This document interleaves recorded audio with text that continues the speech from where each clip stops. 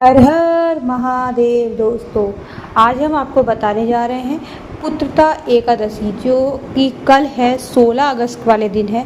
तो सावन में पुत्रदा एकादशी पड़ रही है। साल में 2 बार ये एकादशी होती है।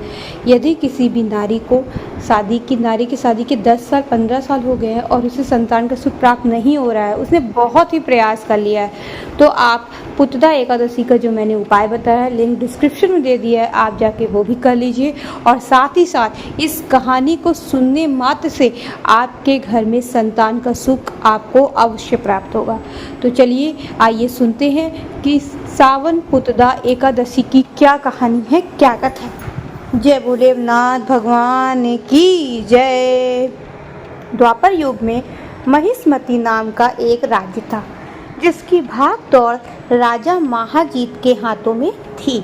राजा महाजीत धन ऐश्वर्य संपत्ति से परिपूर्ण था, लेकिन पुत्रहीन होने के कारण वह सदा चिंतित रहता था।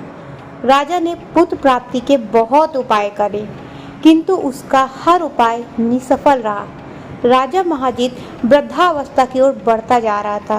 राजा अपनी प्रजा के साथ समस्त प्राणियों का अच्छी तरह से ध्यान रखता था। पुरुषार्थ के बाद वह संतानहीन क्यों है, इस बात को लेकर वह हमेशा दुखी रहता था। मतलब वो अच्छे काम करता था, लेकिन उसे संतान का सुख प्राप्त क्यों नहीं था, वो बहुत दुखी रहता था। संतान सुख से वह वंचित रहा।